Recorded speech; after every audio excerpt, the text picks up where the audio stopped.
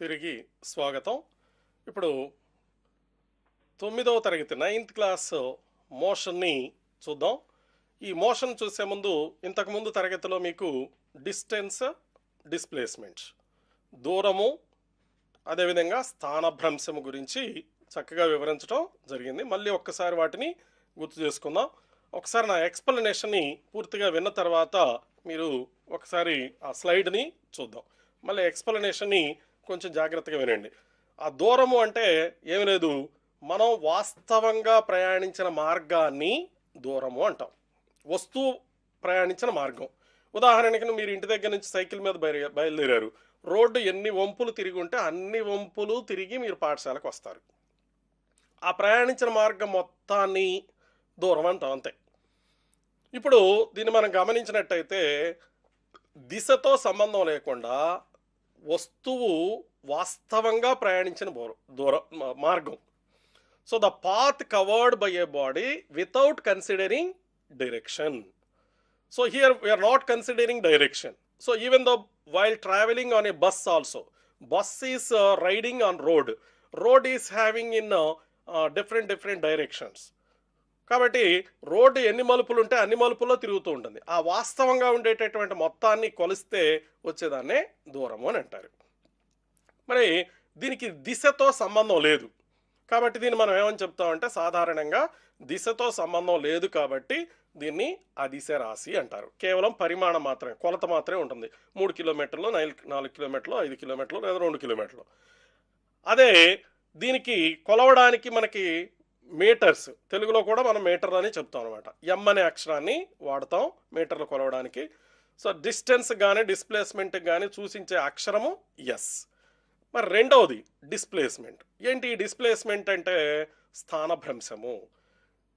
తొలి స్థానం అంటే ఎక్కడైతే బయలుదేరామో అక్కడ నుంచి ఎక్కడైతే ఆగామో అక్కడికి ఉన్న ఒక దిశ, నిర్ణీత దిశలో ఉండేటటువంటి దూరాన్ని మనం స్థానభ్రంశం అంటాం. దాన్ని సింపుల్గా shortest distance between initial and final point. ఒకసారి చూడండి, దూరానికి మీకు ఇక్కడ 2 రకాల తెలుగులోని ఇంగ్లీష్లో ఇచ్చాను. The actual path covered by a body without considering direction is called distance. Distance is a scalar quantity. SI unit of distance is metre. దిశతో సంబంధం లేకుండా వస్తువు ప్రయాణించిన మార్గాన్ని దూరం అంటాము. దూరం అనేది ఒక అదిశ రాశి. దూరానికి ప్రమాణాలు మీటర్లు. Next displacement. Distance in a specified direction is called displacement. లేదా shortest distance between initial and final point. Displacement is a vector quantity. ఎందుకంటే దూరము ఒక నిర్ణీత దిశ. ఇక్కడ దూరము నిర్ణీత దిశ అన్నప్పుడు నేను ఇక్కడ నుంచి బయలుదేరి ఈ చేతిని ఇలా తిప్పాను. ఇలా ఈ మొత్తం దూరం భాగాన్ని కవర్ చేసిన దాన్ని దూరం అనాలి. ఇప్పుడు ఈ పాయింట్ నుంచి ఈ పాయింట్కి మధ్య ఉండే షార్టెస్ట్ పాత్ అంటాం, అంటే స్ట్రైట్ లైన్ పాత్. దాన్ని లేదా straight line path, specified path అనొచ్చు. దాన్ని డిస్ప్లేస్మెంట్ అంటారు. అంటే ఒక సర్టైన్ లెంగ్త్తో పాటుగా మనకేమవుతుంది అంటే సాధారణంగా డైరెక్షన్ కూడా ఉంటుంది కాబట్టి దీనికి వెక్టర్ క్వాంటిటీ అని అంటాం. సో చూడండి, displacement is a vector quantity. SI unit of displacement is a metre. So దీన్ని కూడా మనం మీటర్లతోనే కొలుస్తాం. అంటే ఈ 2 లెంగ్త్లే, ఒక డిస్టెన్స్ లెంగ్తే, డిస్ప్లేస్మెంట్ లెంగ్తే. అంటే 2 కూడా పొడవుకి సంబంధించినటువంటివే. తెలుగులో కూడా చూడండి, ఒక నిర్ణీత దిశలో వస్తువు ప్రయాణించిన దూరాన్ని స్థానభ్రంశం అంటారు. లేదా వస్తువు యొక్క తొలి స్థానానికి తుది స్థానానికి మధ్య ఉన్న తక్కువ దూరాన్ని దాన్ని స్థానభ్రంశం అంటాం. స్థానభ్రంశం అనేది సదిశ రాశి, ఎందుకంటే ఇది ఒక నిర్ణీత దిశని ఫాలో అవుతుంది. దీనికి కూడా ప్రమాణాలు మనం మీటర్లుగానే తీసుకుంటాం. కాబట్టి డైరెక్ట్గా గుర్తుపెట్టుకోండి, అంటే దూరము స్థానభ్రంశము 2 పొడవులే. ఒకటి దిశతో సంబంధం లేకుండా ఉండే పొడవు, ఒకటి నిర్ణీత దిశలో కొలిసే పొడవు అనమాట. కాబట్టి సాధారణంగా స్థానభ్రంశం ఎప్పుడూ కూడా తక్కువగా లేదా సమానంగా ఉంటుంది. కొన్ని కేసెస్లో ఇప్పుడు నేను ఒక బంతిని తీసుకొని ఇలా వదిలేసాను అనుకోండి, అది నేరుగా ఇక్కడ కింద పడుతుంది. ఈ టైంలో దిశ, దూరము, స్థానభ్రంశం సేమ్ అవుతాయి అనమాట. ఇలాంటి కొన్ని కండిషన్స్ ఉన్నాయి. ఇప్పుడు నేను మా ఇంటి దగ్గర నుంచి బయలుదేరి ఇక్కడికి వచ్చాను స్టూడియోకి. మళ్ళీ నేను ఇక్కడ నుంచి నా పని అయిపోయిన తర్వాత, క్లాస్ అయిపోయిన తర్వాత మా ఇంటికి వెళ్తాను. నా స్థానభ్రంశం ఎంత అంటే 0 అని చెప్పాలి. నేను బయలుదేరిన స్థానము ఎప్పుడు, నేను సాయంత్రం ఇంటికి వెళ్ళిన తర్వాత. ఇప్పుడు అదే నేను దూరం అనుకోండి, నేను అక్కడి నుంచి వచ్చినటువంటి మొత్తం మార్గము ఇక్కడి నుంచి వెళ్ళింది మొత్తం తీసుకోవాలి. అది రెండిటికి తేడా ఉంది. సో గమనించండి, ఈ రెండు కూడా లెంగ్త్కి సంబంధించింది. సరే, ఇక్కడ నుంచి మీకు చెప్పాల్సినటువంటి స్పీడ్. స్పీడ్ అంటే వేరే ఏమీ అనుకోదు నాన్న. స్పీడ్ అనేటటువంటిది ఒక్కసారి ఇది చూసిన తర్వాత మళ్ళీ నేను క్లియర్గా ఎక్స్ప్లెయిన్ చేస్తాను. Distance covered by a body in 1 second is called speed, లేదా rate of change of distance is called speed అని కూడా రాసుకోవచ్చు మీరు. ఇక్కడ రేట్ ఆఫ్ చేంజ్ అన్నా distance covered by a body in 1 second అన్నా ఒకటే. Speed is equal to distance by time. తర్వాత speed is a scalar quantity. SI unit of speed is metre per second. అంటే పొడవుని కాలంతో పోలుస్తున్నాం అంతే. తెలుగులో కూడా చూసి ఎక్స్ప్లెయిన్ చేస్తాను. ఒక సెకండ్ కాలంలో వస్తువు ప్రయాణించిన దూరాన్ని వడి అంటారు. వడి ఈజ్ ఈక్వల్ టు దూరము బై కాలము. వడి ఒక అదిశ రాశి. వడికి ఎస్ఐ ప్రమాణాలు మీటర్ పర్ సెకండ్. కొంచెం ఇప్పుడు ఎక్స్ప్లెనేషన్ చూడండి. ఇది కూడా అంతే. నిర్వచనాలు నిత్య జీవితానికి అప్లై చేసుకోండి. నిత్య జీవితానికి అప్లై చేసుకోవడం అంటే మీరు ఇంటి దగ్గర నుంచి బయలుదేరారు. ఇంటి దగ్గర నుంచి బయలుదేరినటువంటి వాళ్ళు పాఠశాలకు వచ్చారు. పాఠశాలకు వచ్చినప్పుడు సైకిల్ మీద రావచ్చు, లేదా నడుచుకుంటూ రావచ్చు. మీరు ఇంటి దగ్గర బయలుదేరేటప్పుడు 9:15 అయింది. మీరు పాఠశాలకి 9:30 వచ్చారు. 1 కిలోమీటర్ అంటే సుమారుగా 1000 మీటర్లు ప్రయాణించారు. ప్రయాణించిన దూరం 1000 మీటర్లు, తీసుకున్న కాలం 15 నిమిషాలు. ఇక్కడ దూరాన్ని మీటర్లలోను కాలాన్ని నిమిషాల్లోనూ తీసుకుంటే 1 నిమిషానికి నువ్వు ఎంత దూరం ప్రయాణించావో తెలుస్తుంది. అలా కాకుండా 15 నిమిషాలని నిమిషానికి 60 సెకండ్లు కదా, కాబట్టి 15 × 60 వేసుకుంటే 6×15 900 వస్తుంది. 1000/900. లేదు మీకు ఇంకా తేలిగ్గా ఉండడానికి మీ ఇంటి నుంచి పాఠశాలకు దూరం 900 మీటర్లు అనుకోండి. 900 మీటర్ల దూరం ప్రయాణించారు, తీసుకున్న సమయం 9 సెకండ్లు. అంటే సెకండ్కి 1 మీటర్ దూరం ప్రయాణించారు. మీ యొక్క స్పీడు 1 మీటర్ పర్ సెకండ్. ఇక్కడ వాస్తవంగా ముందు డెఫినేషన్ చెప్దాం. అందరూ ఒకే స్పీడ్తో వెళ్ళరు, తర్వాత యావరేజ్ స్పీడ్ గురించి చెప్పుకుందాం. సో ఇక్కడ మనం గమనించినట్టయితే ప్రయాణించిన దూరాన్ని లేదా ప్రయాణించినటువంటి దూరాన్ని ఎంత కాలం అయితే తీసుకున్నామో దానితో భాగించినప్పుడు మీ యొక్క స్పీడ్, దాన్నే వడి అంటాం, అది వస్తుందన్నమాట. దాన్ని కాబట్టి లెంగ్త్ బై టైం, పొడవు బై కాలము. దీన్ని ఈ పొడవుని ఇంతకుముందు 2 రకాలు చెప్పాం కదా, ఒకటి దూరము, రెండవది స్థానభ్రంశం. కాబట్టి ఇందులో పొడవుని అనగా దూరాన్ని స్థానభ్రంశాన్ని కాలంతో భాగిస్తాం అనమాట. దూరాన్ని కాలంతో భాగిస్తేటప్పుడు వచ్చేదేమో వడి. అదే మీరు మళ్ళొకసారి చూడండి, ఇక్కడ వెలాసిటీ అని ఇచ్చాను. Distance covered by a body in 1 second in the same direction or rate of change of displacement is called the velocity. Distance covered by a body in 1 second in the same direction or rate of change of displacement is called velocity. ఇందాక మనం ఏమన్నాం, displacement distance in same direction అంటున్నా నేను. Distance in same direction అంటే అర్థం ఏంటి? డిస్ప్లేస్మెంటే. లేదా ఇక్కడ rate of change of displacement అని చెప్పాను. కింద చూడండి, velocity is equal to displacement by time. ఇక్కడ డిస్ప్లేస్మెంట్ అనేది కూడా లెంగ్తే, కానీ బట్ సేమ్ డైరెక్షన్ అనేది గుర్తుపెట్టుకోండి. Velocity is a vector quantity, అంటే దిశ ఉంది కాబట్టి దీన్ని వెక్టర్ క్వాంటిటీగా తీసుకుంటాం. SI unit of velocity is metre per second. తెలుగులో కూడా చూడండి, 1 సెకండ్ కాలంలో ఒకే దిశలో వస్తువు ప్రయాణించిన దూరాన్ని వేగం అంటారు. ఆ ఒకే దిశ తీసేస్తే వడి వస్తుంది, ఒకే దిశ అని పెట్టడం ద్వారా వేగంగా తీసుకుంటాం. లేదా స్థానభ్రంశములోని మార్పు రేటుని వేగం అంటారు. వేగం ఈజ్ ఈక్వల్ టు స్థానభ్రంశము బై కాలం. వేగం అనేది ఒక సదిశ రాశి. వేగానికి ఎస్ఐ ప్రమాణాలు మీటర్ పర్ సెకండ్. సో ఒక చిన్న కొద్దిసేపు మళ్ళీ ఈ రెండింటిని పోల్చి చూద్దాం. సాధారణంగా మనం ఇంటి దగ్గర నుంచి బయలుదేరినప్పుడు స్కూల్కి వచ్చేటప్పుడు అనేక దిశల్లో ప్రయాణిస్తాం కాబట్టి దూరము బై కాలంగా తీసుకుంటాం. అప్పుడు మనం వడి అనాలి. అలాగనే బస్సులో వెళ్ళేటప్పుడు కూడా అంతే. బస్సు ఎన్ని వంపులు తిరిగి వెళ్తుందో ఆ రోడ్డు ఎన్ని వంపులు తిరిగితే బస్సు కూడా అలానే వెళ్ళాలి కదా. అలా కాకుండా మనం నేరుగా బస్సు వెళ్ళదు కదా, కాబట్టి అప్పుడు కూడా బస్సుని స్పీడ్ అని అనాలి. ఇప్పుడు అలా కాకుండా మనం రాకెట్ని అంతరిక్షంలోకి ప్రవేశపెడుతూ ఉంటారు. ఆ రాకెట్ అలా పైకి ఒక నిర్ణీత దిశలో పంపిస్తూ ఉంటారు.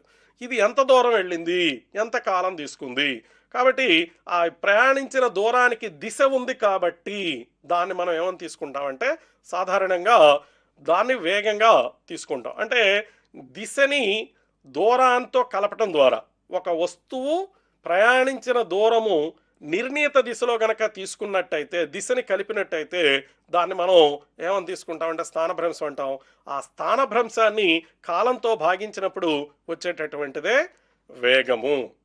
కాబట్టి రెండిటికి పొడవు బై కాలమే. అక్కడ పొడవేమో దిశ లేనిది, ఇక్కడ పొడవేమో దిశ కలిగినటువంటి పొడవు అనమాట. చూడండి. తర్వాత uniform motion, non uniform motion. ఏంటి uniform motion and non uniform motion? If the body covers equal distances in equal intervals of time, when we can say that the body is in uniform motion. ఏం అర్థం కాల? If the body covers equal distances in equal intervals of time, then we can say that the body is in uniform motion. అలా రెండోది కూడా చూసిన తర్వాత explain చేస్తాను.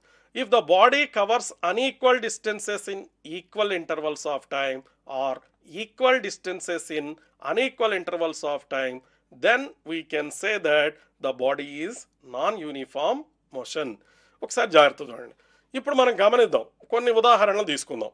నేను బయలుదేరి బండి మీద కొంచెం దూరం వెళ్ళిన తర్వాత బైక్ని తీసుకెళ్ళి రైజ్ చేసుకుంటూ ఉంటాం కదా, స్పీడ్ రైజ్ చేసుకుంటూ ఉంటాం కదా. వెళ్ళిన తర్వాత ఒక 10 నిమిషాల తర్వాత నేను నా స్పీడోమీటర్ని 60 దగ్గర పెట్టాను అనుకోండి. ఇంకా అంతకంటే పెరగట్లేదు, అంతకంటే తగ్గట్లేదు. అప్పుడు ఏమవుతుంది? ప్రతి సెకండ్కి ప్రయాణించే దూరం సమానం అవుతుంది. అంటే సమాన కాల వ్యవధులలో వస్తువు గనక సమాన దూరం ప్రయాణిస్తే దాన్నే మనం ఏమని చెప్తామంటే సమచలనము అని చెప్తాం. ఇక్కడ ఈ సమచలనం అనేటప్పుడు ఒకసారి ఈ గమనిస్తూ ఉండండి. ఫస్ట్ పొజిషన్ టైం 0 అనేటటువంటి టైం దగ్గర పొజిషన్ ఏ దగ్గర మనకి ఏముంది? 0లోనే ఉన్నాం. పొజిషన్ బిలో కూడా అక్కడ ఏముంది? అక్కడ 0లోనే ఉంది. 5 సెకండ్స్ తర్వాత పొజిషన్ ఏది 6 మీటర్లు ఉంది. పొజిషన్ బి అనేటటువంటిది ఎక్కడ ఉందంటే 3 దగ్గర ఉంది. అలాగనే 10 సెకండ్స్ తర్వాత 12. అదేవిధంగా ఏ చూడండి 6, 12, 18. ప్రతి 5 సెకండ్లకి 6 మీటర్లు కవర్ చేస్తుంది. కానీ పక్కన చూడండి ఈ యొక్క బి అనేటటువంటిది మొదటి 0లో ఉంది, 5 సెకండ్ల తర్వాత 3 మీటర్ల దగ్గర ఉంది, 10 సెకండ్ల తర్వాత 7 ఉంది, 15 సెకండ్ల తర్వాత 19 ఉంది. అంటే 3 నుంచి 7 అంటే 4, 7 నుంచి 19 అంటే ఎంత తేడా ఉందో చూడండి. 2 దగ్గర 11 మీటర్ల తేడా ఉంది. ఇందులో ఏ అనేటటువంటిది వస్తువు పొజిషన్ ఏలో నిలబడినటువంటి వాళ్ళు యూనిఫామ్ మోషన్లో ఉన్నారు, పొజిషన్ బిలో ఉండేవాళ్ళు నాన్ యూనిఫామ్ మోషన్లో ఉన్నారు. ఇక్కడ గ్రాఫ్స్ కూడా గమనిస్తూ ఉండండి. మొదటి గ్రాఫ్ చూడండి. ఈ మొదటి గ్రాఫ్ను చూసినట్టయితే దానిలో ఎక్స్ అక్షం మీద కాలాన్ని తీసుకుంటాం, వై అక్షం మీద దూరాన్ని తీసుకుంటూ ఉంటాం.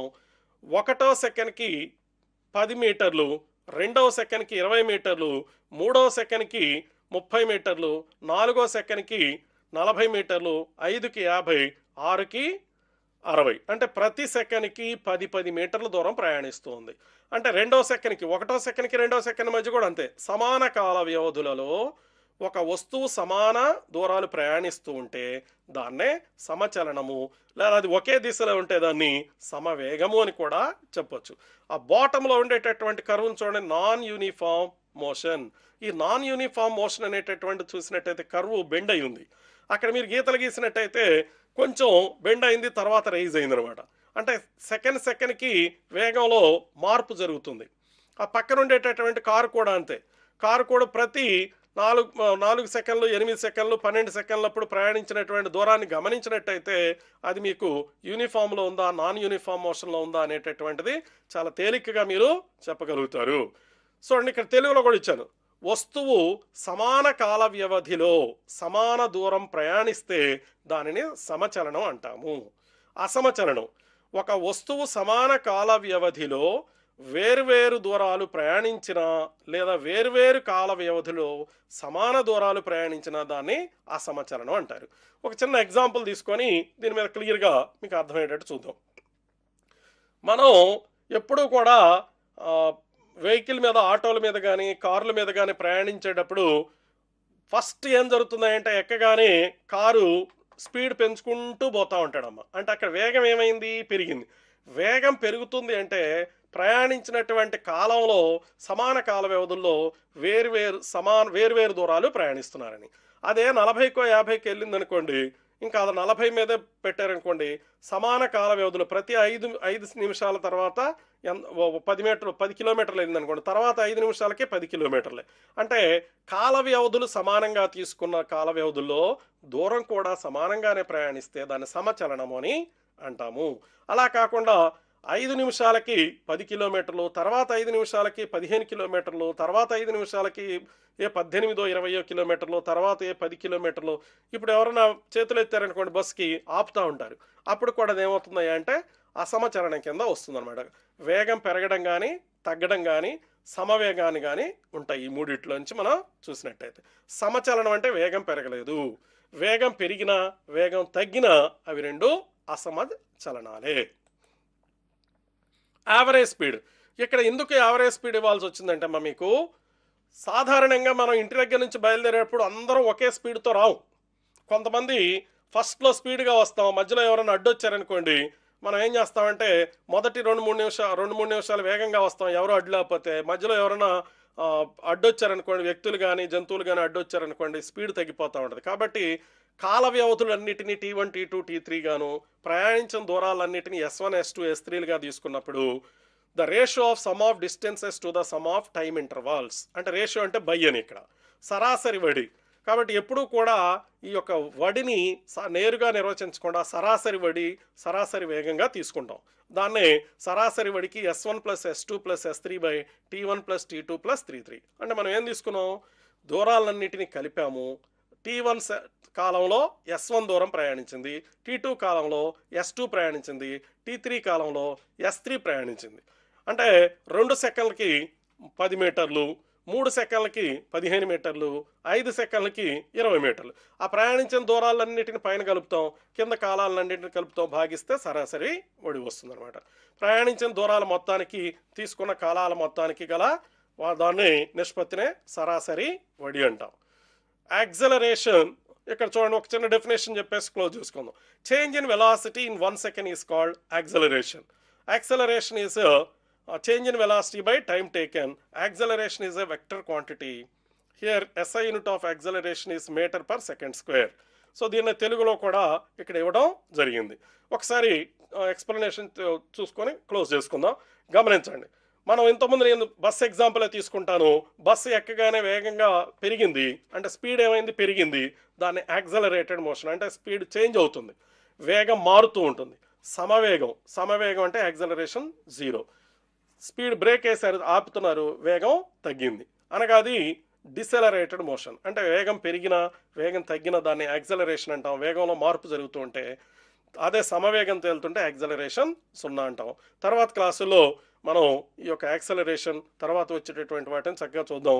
వీటికి సంబంధించినటువంటి ప్రశ్నలని మీరు పుస్తకం చదివి చక్కగా ప్రశ్నలు తయారు చేసుకొని వాటి నిర్వచనాలని మీరు మళ్ళా రాసేసి వాటి యొక్క వర్క్షీట్ని మీ తరగతి గురువు గారికి పంపిస్తారని చెప్పేసి ఆశిస్తూ ఈ యొక్క కార్యక్రమాన్ని సప్తగిరి యూట్యూబ్ ఛానల్లో చూసి మీ యొక్క డౌట్స్ ఏమైనా ఉంటే క్లారిఫై చేసుకోవడం ద్వారా మరియు కాల్ సెంటర్ల ద్వారా మీ యొక్క డౌట్స్ని క్లారిఫై చేసుకుంటారని చెప్పేసి ఆశిస్తూ సెలవు. ఆ కార్యక్రమంపై మీ అభిప్రాయాలు తెలియజేయగలరు. Email ddSaptagiri@gmail.com. Facebook www.facebook.com/ddSaptagiri.